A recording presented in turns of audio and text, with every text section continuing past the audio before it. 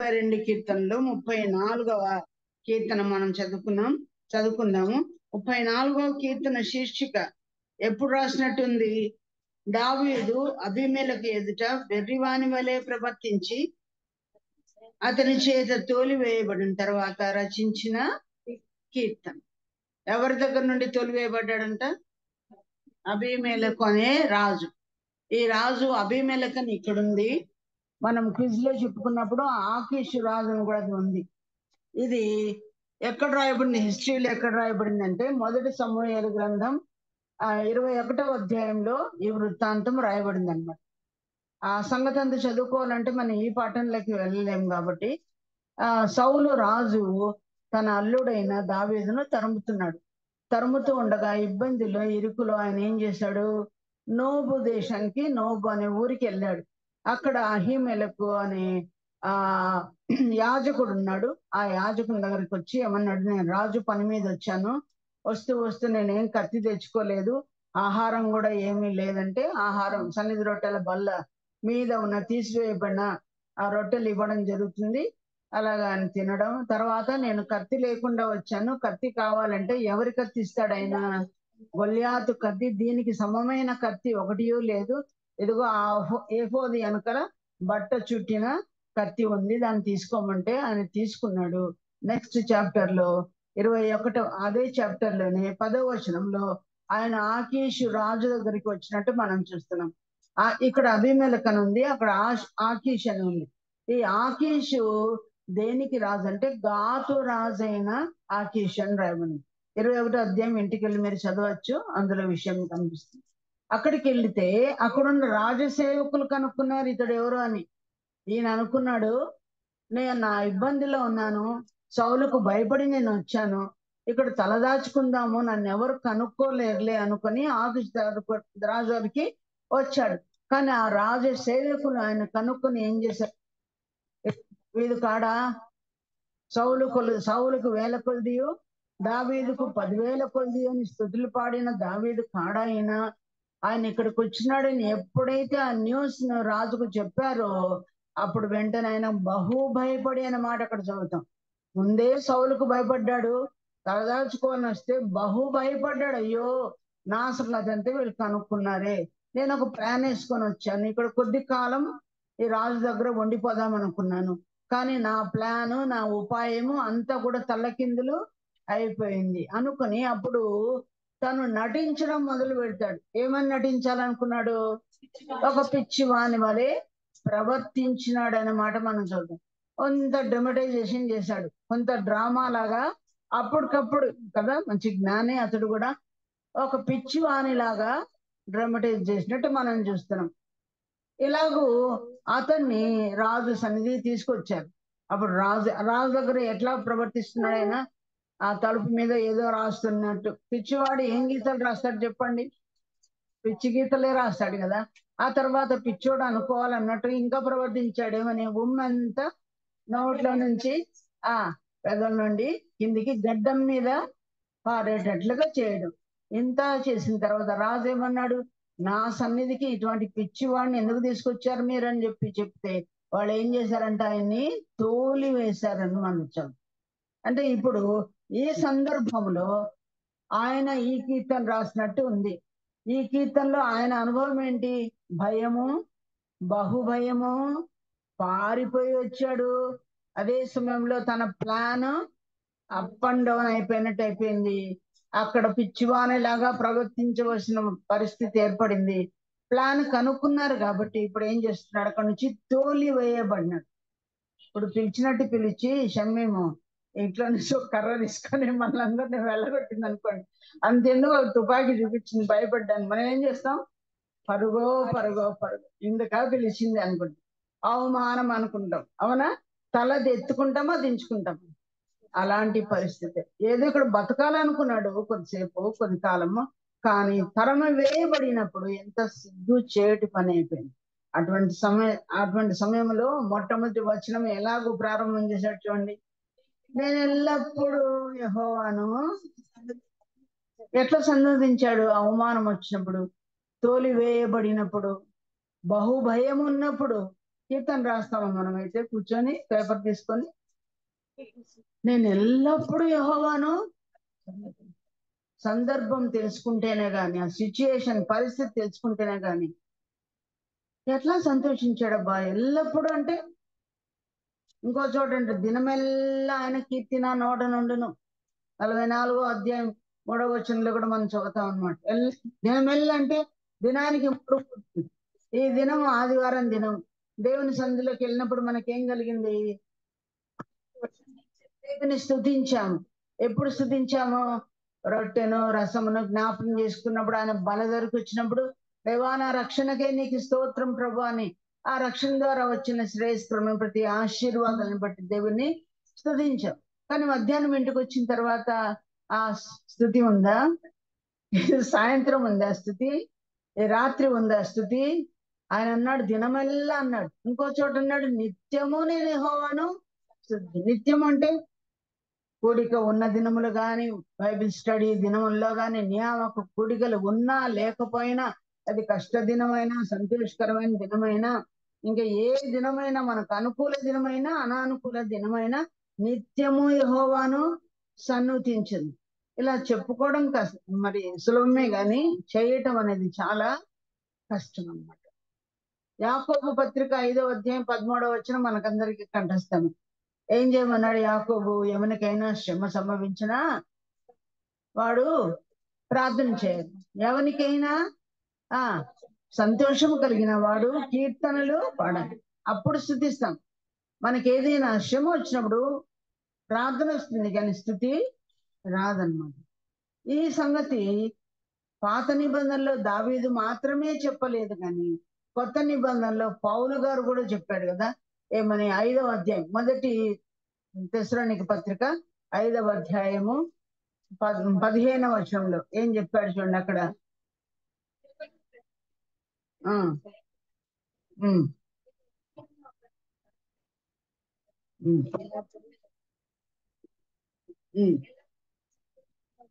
ఎల్లప్పుడు సంతోషంగా ఉండుడి, ఎడతెక్క ప్రార్థన చేయుడి. అందరు చేస్తాము. ఇంకేమన్నాడు? ప్రతి విషయంలోనూ కృతజ్ఞతాస్తుతులు చెల్లించుడి. ప్రార్థన చేయటం దేవుని చిత్తమే. ఆ తర్వాత ఏమన్నాడు? ఎడతెగక మీరు కృతజ్ఞతాస్తుతులు. ఎన్ని విషయాల్లో? బర్త్డే అంటే స్తుతి, మెయిల్ చేశాడు కాబట్టి ఇప్పుడు సిస్టర్ చెప్పింది కదా స్తుతి. ఒకవేళ మనకు శ్రమ వచ్చినా కూడా నేను ఎల్లప్పుడూ యెహోవాను సన్నుతించినదే మనం చేస్తామా? ఇలా భక్తుడైన దావీదు మాత్రమేనా? ఇంకెవరైనా చేశారా? యోగు మనం పాడుకున్న పాటలోనే ఉంది కదా, నేను ఎల్లప్పుడూ యెహోవాను సన్నుతించదని. అప్పటికే ఆయన ఎప్పుడు స్తుతించాడు? ఎట్టి పరిస్థితుల్లో అంటే ఆయనకి పంటలన్నీ అయిపోయాయి, దాసులందరూ చనిపోయారు, ఒంటెలు, పశువులు, ఎద్దులు, గాడిదలు అన్నీ కూడా, మేకలు అన్నీ చనిపోయాయి. ఆ తర్వాత ఇల్లు కూలి 10 మంది పిల్లలు, 3 కుమార్తెలు, 7 మొత్తం 10 మంది. ఆ రోజు 10 భూస్థాపనలు చేసినప్పుడు అప్పుడు ఏం చేశాడు ఆయన? నేను దిగంబరిగానే వచ్చాను, దిగంబరిగానే పోతాను. యెహోవా ఇచ్చెను, యెహోవా తీసుకొని పోయాడు. ఆయన నామమునికే స్తుతి కలుగును గాక అని ఆయన చెప్పాడు. అందరికంటే పురాతనమైన వాడు దావీదు కన్నా ధర్మశాస్త్రం ఉన్నింది, కానీ యోబు కాలంలో ధర్మశాస్త్రం కూడా లేదు. ఆది కాండం కంటే ముందున్నవాడని ఆది కాలంలో మరి తర్వాత వాడని కొన్నిసార్లు మనకు చెప్పబడుతున్న విషయాలు మనం చూస్తాం. కనుక ప్రియులారా, ఇలాగా మనం అందరం ప్రతి విషయంలో కూడా చెల్లించాలి. నేను అనుకున్నప్పుడు ఈ వాక్యం ధ్యానించినప్పుడు, ప్రభువా మనకే వస్తే నాకే వస్తే నేను నిలబడగలనా అంటే, యోబుకు వచ్చినప్పుడు నిలబెట్టిన దేవుడు ప్రభు అన్నాడు కదా. ఏమన్నాడు? సహింప 40 కాని దానికంటే ఎక్కువగా నేను మిమ్మల్ని శోధింపను. అంతెందుకు, బీజేపీ ప్రభుత్వం కింద ఉన్నాము. మనకే గనక సిరియా క్రిస్టియన్స్ కి వచ్చిన బాధ వస్తే, నార్త్ ఇండియాకు వచ్చిన వాళ్ళకు వచ్చిన బాధ, బైబిల్ పట్టుకుంటే ఇప్పుడు ఇంటికి పోయేటప్పుడు మన స్టేజ్ తీసుకెళ్తే నిలబడాలి కదా. గుర్తు చేసుకోవాలి పాత నిబంధన భక్తులను. ఇల్లు దర్శిస్తే ఇంట్లో ప్రార్థన చేసుకుంటా ఉంటే కుటుంబం కూడా ఇదేంటబ్బా ఉచితమ్మగా దేవుని పిల్లల్ని తీసుకెళ్ళి అరెస్ట్ చేస్తాను. ఒకవేళ ఇలాంటివన్నీ ఎందుకు రాయించాడు దేవుడు? వాళ్ళకి సరిపోయింది లేని కాదు, కానీ యుగాంతమందున్న మనకు బుద్ధి కలుగుడికే ఇవన్నీ వాళ్ళకి సంభవించాయి, మనకు బుద్ధి కలగడానికి ఇవన్నీ. కనుక ఈ విషయం, ఈ కంఠస్థం కూడా చాలా మంది చేసి ఉంటారు, కానీ మన అనుభవంలో దీన్ని మనం పెట్టుకోవడానికి ఈ రోజు నేర్చుకుంటున్నాం. నేను ఎల్లప్పుడూ యెహోవాను సన్నుతించదును, నిత్యము ఆయన కీర్తి నా నోట. మన నోట్లో ఎప్పుడు ఉండాలంటే ఏముండాలంట? ఆయన కీర్తి ఉండాలి. ఎన్నో మేలుల దేవుడు మనకు చేశాడు. ఇంకో చోట 44వ కీర్తనలోని 3-4 వచనాల్లో ఉంది, ఆయన నామమును బట్టి కృతజ్ఞతాస్తులు చెల్లించాడు.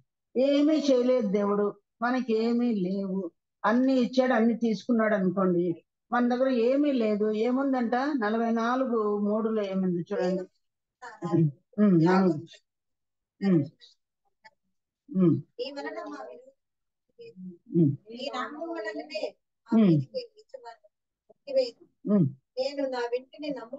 ఎనిమిది చదువుతాను చూడండి. దినమెల్లా మేము దేవుని అందు చేపడుచున్నాము,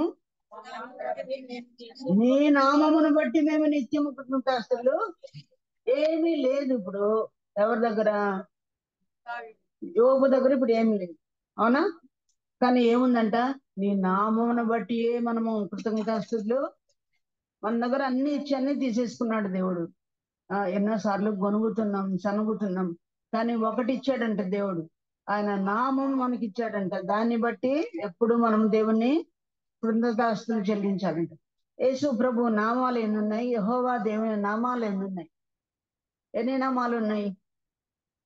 ఈ మధ్య కొద్దిమంది నెల ఈ పుస్తకం కనిపిస్తుంది, సహస్రనామాలు కదా.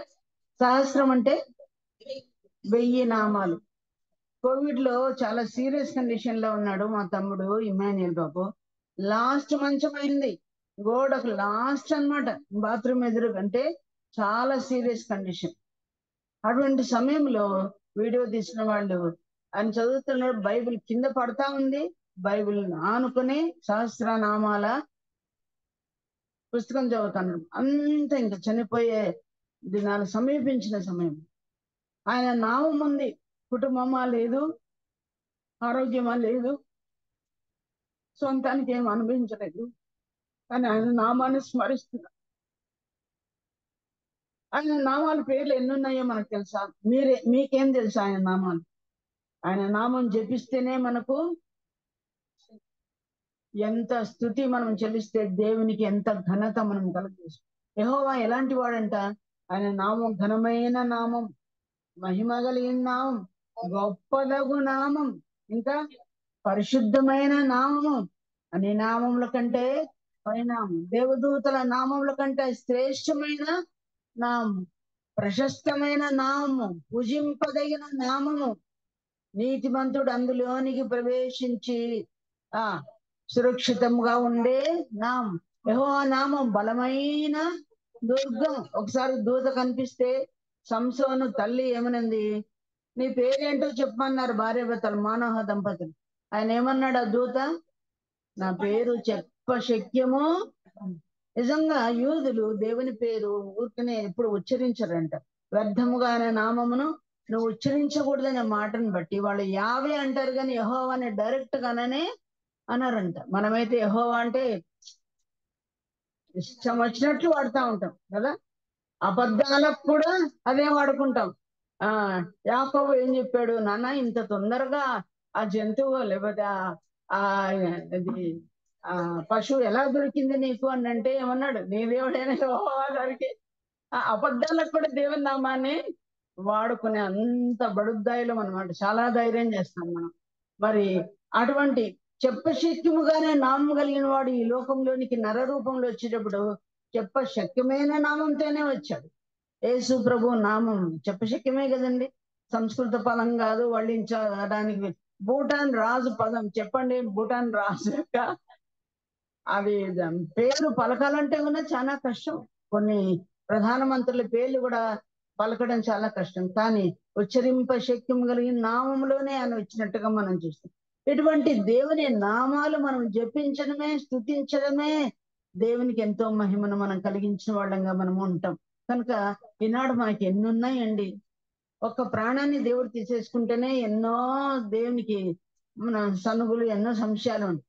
కనుక ఇక్కడ 34 రెండో లైన్ లో కూడా ఏమని రాయబడింది? నిత్యము ఆయన కీర్తి నా నోట. ఈనాడు మన నోట ఏముంది? శాపనార్థాలు కొన్నిసార్లు, అబద్ధాలు కొన్నిసార్లు, కలిపి చెరిపేవి కొన్నిసార్లు, యథార్థమనే వ్యత్యాసం చేసేదంట కొన్నిసార్లు. స్ట్రైట్ ఫార్వర్డ్ గా మాట్లాడకపోవడం, కలిపి చెరిపేవి మాటలు, గాలి మాటలు కదా, ఉట్టికి గాని స్వర్గానికి రాని మాటలు, ముసలమ్మ ముచ్చట్లు, ఇలాంటివే మనలో ఉంటాయి ఎంత ఆత్మీయులైనా కదా. కానీ ఈయనేమంటున్నాడు? నిత్యము ఆయన కీర్తి. ఇలాగ సభ పెట్టుకున్నప్పుడు మాత్రమే కాదు, లేకపోతే కూటమి పెట్టుకున్నప్పుడు మాత్రమే కాదు, నిత్యము ఆయన కీర్తి మన నోట్లో ఉండాలండి. ఇది ఉందా? స్తుతించేకి కొన్నిసార్లు పదాలు దొరకవు మనకి. బైబిల్లో సెర్చ్ చేసుకుందాం, రాసుకుందాం. స్థుతి 66 గ్రంథాల్లో ఏమేమి స్థుతి ఉందో వాటన్నిటిని రాసుకొని ఎప్పుడు నా నోట్లో అదే ఉండాలని మనము భావించాలి. 32వ అధ్యాయము ఇర్మియా గ్రంథంలో చూడండి, 32వ అధ్యాయం 20వ వచనంలో ఆయన కీర్తిని గురించి రాయబడింది. ఏమిటి ఆయన కీర్తి?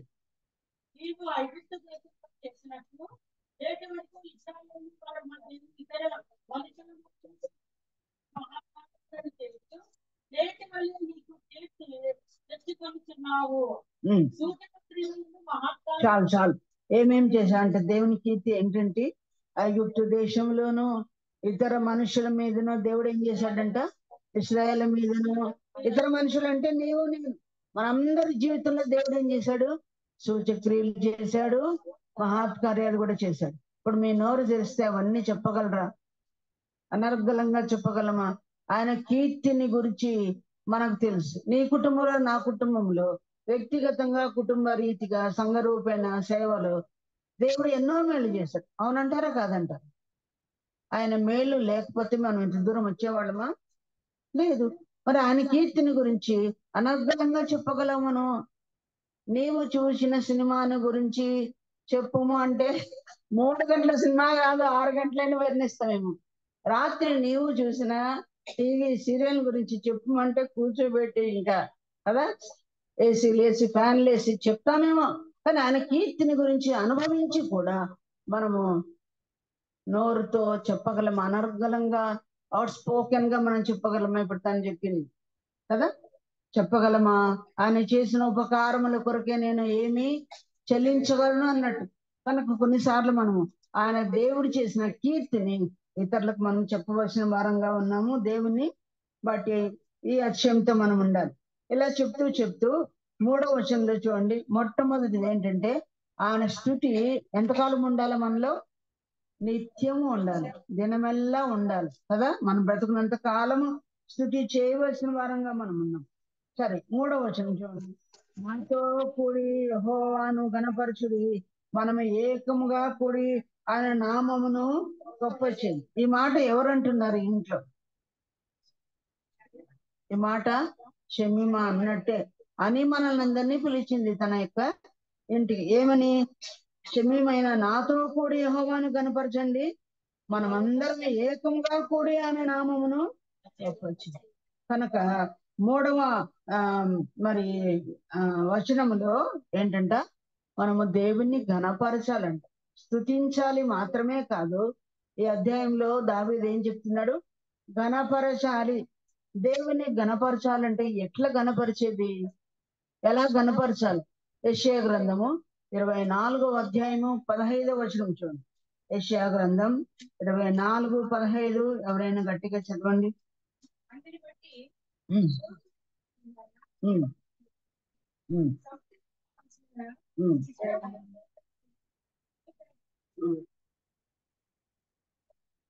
ఏ దిశలో ఉన్న వాళ్ళు కనపరచాలంటే దేవుణ్ణి అక్కడ ఏముండబండి?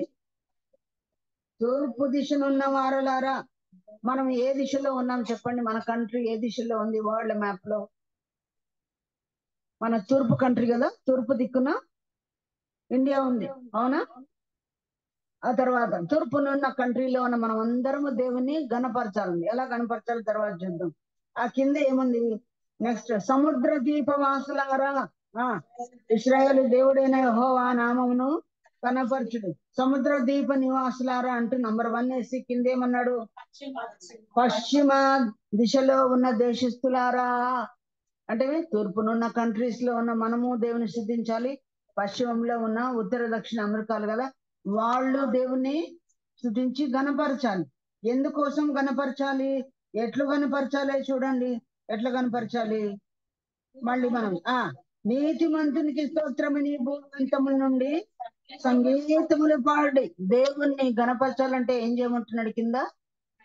సంగీతములు పాడి. ఏ దేవునికి సంగీతములు పాడుడి? నీతిమంతుడు. పైన ఇంకో మాట ఉంది, ఇశ్రాయేలు దేవుడైన యెహోవా నామమును గణపరచుడి. ఇప్పుడు కొన్ని నామాలు చెప్పుకున్నాం, దేవుని నామం, యెహోవా దేవుని నామములు. ఈ నామాన్ని ఉచ్చరిస్తూ దేవుణ్ణి గణపరచాలంట. నీతిమంతుడు అంటే నీతిమంతుడు లేడు, ఒక్కడును లేడు. ఎవరు నీతిమంతుడు? దేవుడు ఒక్కడే, యేసుక్రీస్తు ఒక్కడే నీతి మంతుడు. కాబట్టి నీతిమంతుడైన దేవునికి మనము గణపరుస్తూ దేవునికి పాటలు పాడాలండి. ఆంధ్రక్రీస్తు కీర్తనలో ఒక పాట ఉంది, మీకు చాలా మందికి తెలిసింది కదా, గీతములు పాడుడి యేసునకు సంగీతములు పాడుడి. వస్తుందా ఆ పాట? మన పాఠ బుక్ లో కూడా లేదు. నీతిమంతునికి స్తోత్రం అని గానాలు చేస్తూ మనం పాట పాడాలంట. మొత్తం వరల్డ్ లో ఉన్న ప్రతి ఒక్కరూ ఏ దేవునికి గానం చేయాలంట?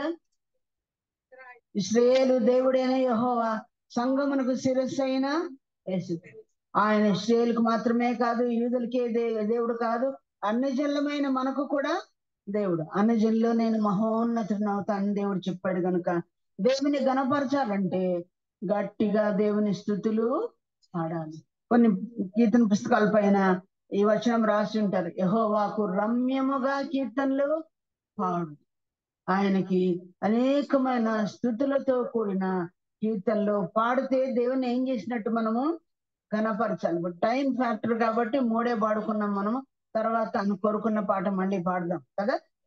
కనుక స్తుతులు పాడడం ద్వారా లేదా గానము చేయటం ద్వారా దేవుని ఏం చేసినట్టు? మనము కనపరచు.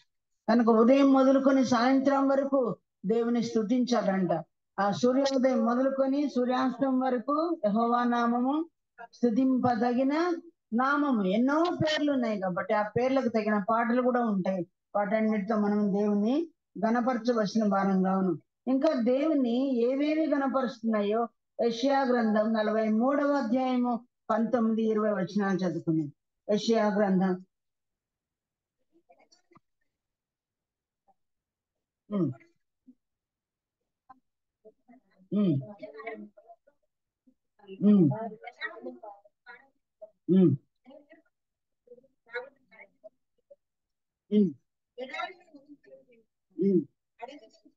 అడవి జంతువులను, అడవి కుక్కలను, నిప్పుకోళ్లను నన్ను గణపరచును. ఎవరంటే ఇక్కడ గణపరిచేది? ఎందుకు గణపరుస్తున్నాయి అవి? పైన చదువుకున్నాం కదా 19లో, అరణ్యములో త్రోవ కలుగజేయుచున్నాను. ఇశ్రాయేలు అడవిలో అరణ్యంలో ఎన్నేళ్ళు నడిచినారమ్మా ప్రయాణం? 40 సంవత్సరాలు. మరి రోడ్డు వేసింది ఎవరంట అరణ్యంలో? దేవుడు వేశాడు. చూడండి, అక్కడ త్రోవ వేశాడు, తన ప్రజలు తాగడానికి నదులు పుట్టించాడు, బండను పగులు కొట్టి నీళ్ళని ఇచ్చాడు. వీటన్నిటికీ దేవుని పిల్లలు స్తోత్రిస్తున్నారు, గణపరుస్తున్నారంటే అర్థం ఉంది, అవునా? కానీ ఇక్కడ దేవుని గణపరిచేది ఏమంట? అడవి జంతువులు, అడవి కుక్కలు, నిప్పుకోళ్ళు. అడవి కుక్కలు అంటే చెప్పు తినటి కుక్క అంటాం కదా, చెప్పు తినే కుక్కలు కూడా దేవుని స్తుతిస్తున్నాయంట. చూడండి, కరిచే కుక్కలు దేవుని స్తుతిస్తున్నాయంట. ఫస్ట్ లో ఏమనుంది? అడవి జంతువులని. ఇంగ్లీష్ లో చూస్తే డ్రాగన్స్ అని. డ్రాగన్ అంటే సర్పాలు, కాటేసే సర్పాలు, విష సర్పాలు కూడా సృష్టించింది ఎవరు? సృష్టికర్తను. అవి కూడా స్తుతిస్తున్నాయి. డిక్షనరీ చూస్తే మహాగఢ సర్పం అని కూడా ఉన్నది. మహాగఢ సర్పం అంటే సైతాను ఒకప్పుడు వాడు దూతగా ఉన్నప్పుడు వీణ వాయించేవాడు, స్తుతించే బ్యాచ్ ఆయన లీడర్. కానీ శాపం వచ్చిన తర్వాత ఇప్పుడు ఆయన నోట్లో స్తుతి లేదనుకోండి. మామూలు సర్పాలు కూడా దేవుని సృష్టి కాబట్టి సృష్టికర్త నీకు స్తోత్రమని కనపరుస్తున్నాయి. అడవి జంతువులు, ఆ బీస్ అంటారు కదా, మృగాలు, అంటే నెమరి వేయని ప్రతిదీ కూడా అపవిత్రమైన జంతువులైనా కూడా సృష్టికర్తను స్తుతిస్తున్నాయి. ఆ నదుల్లో నీళ్లు మనుషులే కాదు ఏవి తాగుతున్నాయి, అడవిలో ఉన్న జంతువులన్నీ తాగుతున్నాయి. కుక్కలు, అడవి కుక్కలు తాగుతున్నాయి. నిప్పు కోళ్ళని తెలుగులో ఉంది, ఇంగ్లీష్ లో ఔల్స్ అండ్ రైవ్. ఔల్స్ అంటే గుడ్ల గూబలు కదా, గుడ్ల గూబలు కూడా అపవిత్రమైన జంతువే, అవి కూడా దేవుని గణపరుస్తున్నాయంట. కానీ ప్రభా అసలు రోడ్లన్నీ మనుషులకే కానీ వీటికి రోడ్డు కావాలన్నా చెప్పండి. పక్షులు పైన ఎగురుతాయి, అడవి జంతువులు అడవిలో ఉన్నాయి కాబట్టి వాటికి రోడ్డు అవసరం లేదు. కానీ అవి ఏమన్నా తింటున్నాయంటే ఆహారం, నెక్స్ట్ నీళ్లు. అవి రెండే తప్పితే జంతువులకు, కుక్కలకు, ఔల్స్కి వేరే ఏం అవసరం చెప్పండి? నీడ్స్ వేరే అవసరం ఉందా? మరి మనం దేవునికి ఎన్ని స్తుతులు చెల్లించాలి? నిన్న సాయంత్రము చాలా మంచి గాలి వచ్చింది తెలుసా, వర్ష సూచన కనపడింది, వర్షం వాసన, తర్వాత ఉరుములు కూడా పడింది కొన్ని చోట్ల కదా. అప్పుడు నేను ఎంత దేవుని స్తుతించానో బయట కూర్చున్నాం అన్న నేను. విస్తారమైన మంచి గాలి ఈ ఎండాకాలంలో ఎంత మంచి గాలి ఇచ్చినావు, గాలికే స్తోత్రం అని ఎప్పుడన్నా చెప్తున్నాము మనము? సూర్యునికై స్తోత్రం, వెలుగుకై స్తోత్రం ఎప్పుడైనా చెప్తున్నామా? ఆ పగటి వేళ సూర్యుడు లేకపోతే ఎంత కరెంటు బిల్ అయ్యేది మనకు? ప్రభా సూర్యరశ్మికే నీకు స్తోత్రం. ఈనాడు ఆకుకూరలు మనకు దొరుకుతున్నాయి, వృక్ష ఫలాలు మనం తింటున్నామంటే సూర్యరశ్మి. చాలా సార్లు అన్నపానాల కొరకే స్థుతిస్తాం, చాలా సార్లు అన్నంకే స్థుతించాం. కానీ కుక్కలు మాకు నీళ్ళు ఇచ్చావు దేవా నీకు స్తోత్రం, సృష్టికర్త మాకు అన్నం పెట్టావు, సృష్టించావు నీకు స్తోత్రం, ఘనపరుస్తున్నాయంట. ఒక ముసలాయన హాస్పిటల్కి ఆయాసంతో వెళ్ళాడంట. ఆయనకి 80 years, 80 సంవత్సరాలు. ఈ కార్పొరేటెడ్ హాస్పిటల్స్ లో ఏం చేస్తాడు, ఆయాసం వచ్చిందంటే ఏం పెడతారు చెప్పండి? ఆక్సిజన్ పెడతారు.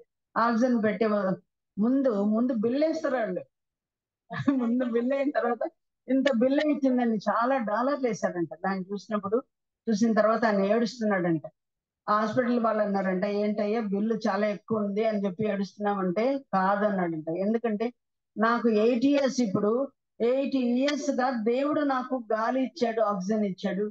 ఆయన నేను ఏ బిల్లు చెల్లించలేదు కదా అని ఆయన మేలుని బట్టి నేను కృతజ్ఞతతో నీళ్లు పెడుతున్నాను, దేవునికి స్తుతులు చెల్లిస్తున్నాను.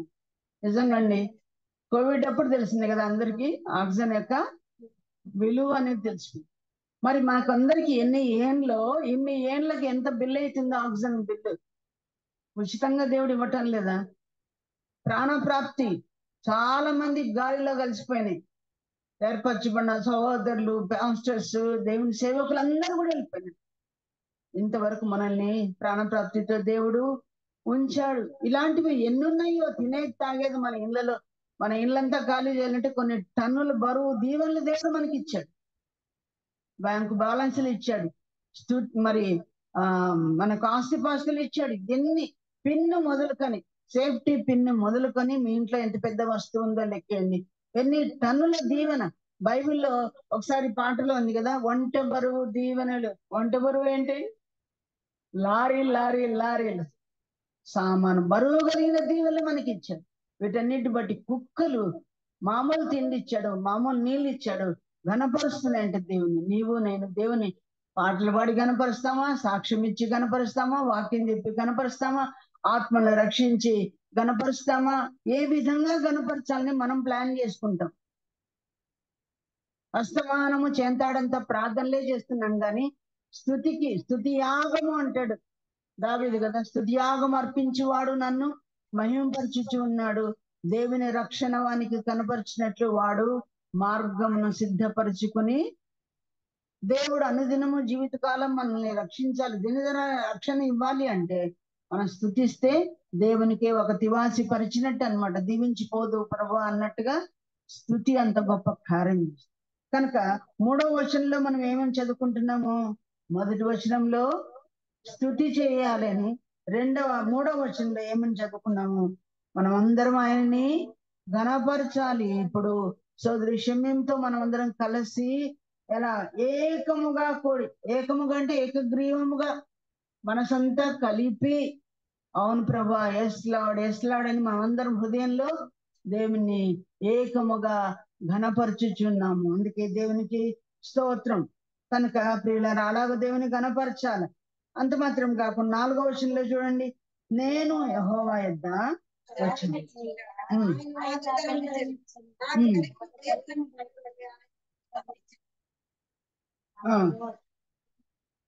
ఇక్కడ ఒక చిన్న సాక్ష్యం మనకి ఉంది కదా, ఏమని? యెహోవా యొద్ద విచారణ చేయగా ఆయన నాకు ఉత్తరం ఇచ్చెను. నాకు కలిగిన భయములన్నిటిలో నుండి ఆయన నన్ను, ఎన్ని భయాలు కలిగినాయంట? నాకు కలిగిన భయములన్నిట్లో. అసలు భయము లేని జీవి అంటూ ఉన్నారా చెప్పండి కదా? ప్రతి ఒక్కరు మనము భయపడే వాళ్ళమే. ఎన్ని భయాల నుంచి విడిపించాడని దావీదు చెప్తున్నాడు.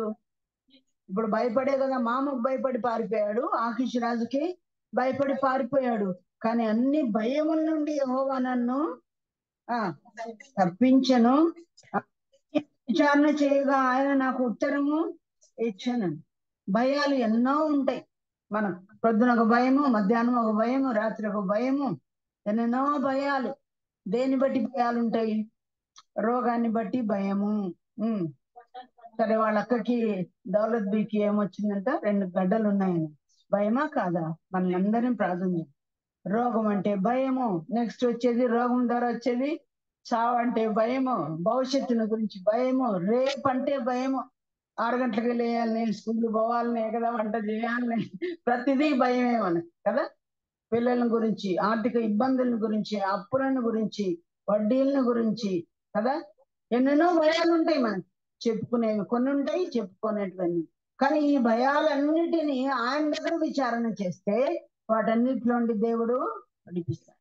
40వ కీర్తనలో 12వ వచనం కంఠస్థమే కదా, లెక్కలేనని ఆ పాయములు నన్ను చుట్టుకుంటే ఏమైందంట? 40:12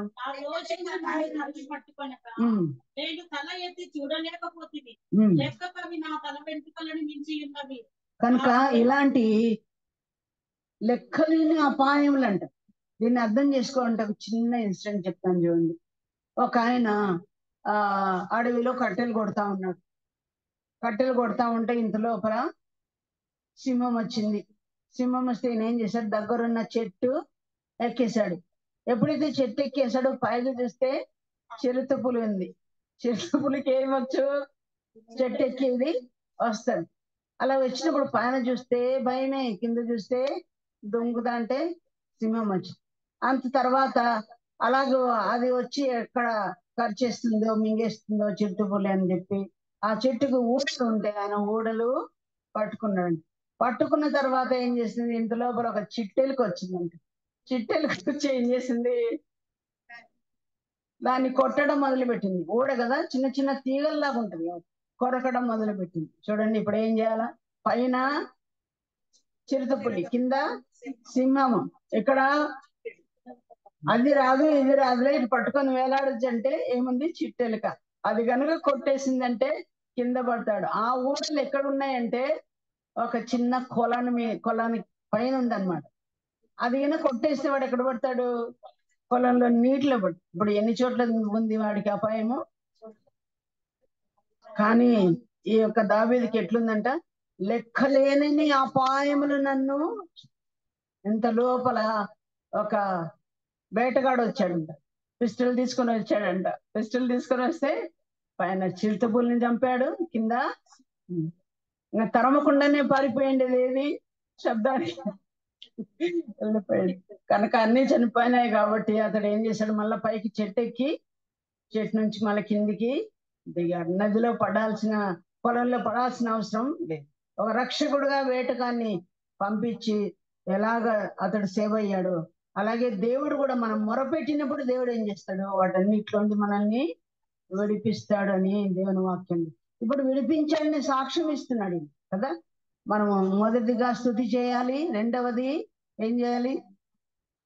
ఘనపరచాలి. గుర్తుపెట్టుకొని ఘనపరచాలి.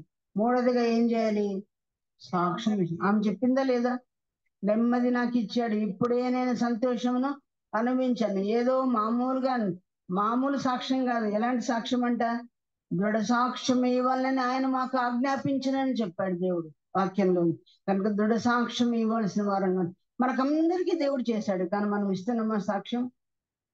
ఒక చిన్నది చేసినా కూడా మనం చెప్పుకోవడానికి 1 minute అన్న చెప్పండి అని మనము టైం ఇస్తున్నాం కాబట్టి తప్పకుండా చెప్పి అలాగ ఆయన మహింపరచాలా. చిన్నగా ఒక మాట చదువుకొని మనం ముగిస్తాం. 6వ వచనంలో చూడండి, 5 నుంచి చదువుకుందాం. వారు ఆయన తట్టు చూడగా వారికి వెలుగు కలిగిన వారి ముఖమును ఎన్నడను లజ్జింపకపోను. ఈ దీనుడు మొరపెట్టగా యెహోవా ఆలకించును.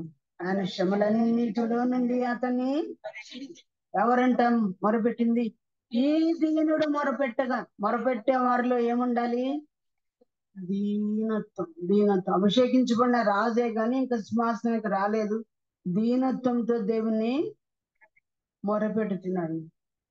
అహంకారుల్ని ఎదిరించి దేవుడు దీనులకి ఏం చేస్తాడంట? కృప చూపిస్తాడు. యాకోబు పత్రికలో అన్నమాట. కానీ మన ప్రార్థనలో ఏముండకూడదు? అహంకారం ఉండకూడదు. సుంకరి ఎలా ప్రార్థన చేశాడు? ఇంకొక ఆయన పరిసెడు ఎలా ప్రార్థన చేశాడు? ఈ సుంకరి వల్ల నేను లేను, వారానికి 2 సార్లు నేను ఉపవాసం ఉంటున్నాను, దశమ భాగం ఇస్తున్నాను, ఏమేమో చెప్పుకున్నాడు కదా. అది ఎలాంటి ప్రార్థన? అహంకార ప్రార్థన. దీనుడు పైకెత్తడానికి కూడా ఆయన ధైర్యము చాలక రొమ్ము కొట్టుకొనొచ్చు పాపినైనా నన్ను కరుణించమని ఆయన చేసిన దీన ప్రార్థన దేవుడు ఆలకించినాడు. మనం కూడా దీన ప్రార్థనలు చేయవలసిన వారంగా ఉన్నాం. ఈ దీనుడు మొరపెట్టగా యెహోవా ఆలకించెను, నాకు కలిగిన శ్రమలన్నింటిలో నుండి రక్షించనని రాయబడింది. ప్రియులారా, దేవునికి దీన ప్రార్థన అంటే ఇంకోటి యాకోబు పత్రికలోనే ఉంది. మీ ఏడుపును మీ నవ్వును దుఃఖమునకు మార్చుకోండి, వ్యాకులం పడుడి, ఏడ్చి మీరు ప్రార్థన చేయండి అని దేవుడు చెప్పాడండి. అందుకే మరొక చోట రాయబడింది, విరిగిన నలిగిన మనస్సే దేవునికి ఇష్టమైన బలులు. విరిగి నలిగిన హృదయమున నీవు అలక్ష్యము చేయవాడవు. కనుక ఎప్పుడు విరుగుతుంది మనసు చెప్పండి? దుఃఖం వచ్చినప్పుడు, కన్నీరు వచ్చినప్పుడు, బాధ వచ్చినప్పుడు ఏడ్చి మనం ప్రార్థన చేస్తాం. సిగ్గు అనుకోం కదా, అది అవమానం అనుకోం కదా. కన్నీటి ప్రార్థన మనం చేయాలి. యెషయా గ్రంథం 26వ అధ్యాయంలో ఉంది, మీ శిక్ష మా మీద పడినప్పుడు మేము విశేషమైన దీన ప్రార్థన చేశామంటారు. వాళ్ళు ఎలాంటి ప్రార్థన చేశారంట?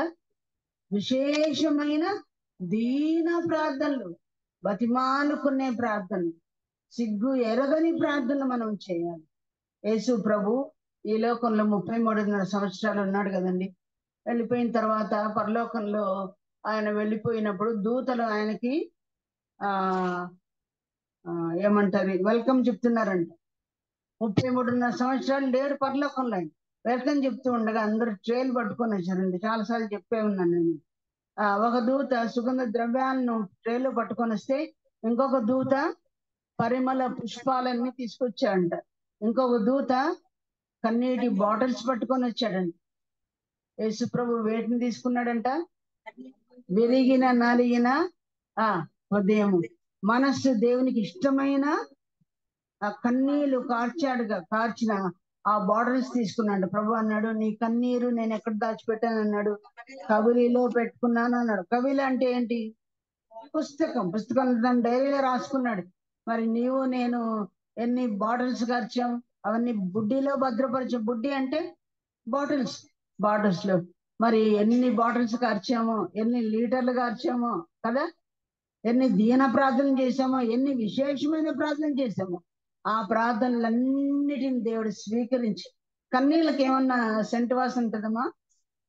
ఏముంటది? పోయి ఇంకా వాసన, ఒక నిశ్వాసన కూడా వస్తుందా ఏమో తెలియదు. మరి ఎప్పుడు చూడలే. దీనిలో తడిచిపోయి ఉండొచ్చు, పరిపే కొట్టుకొని పోయి ఉండొచ్చు.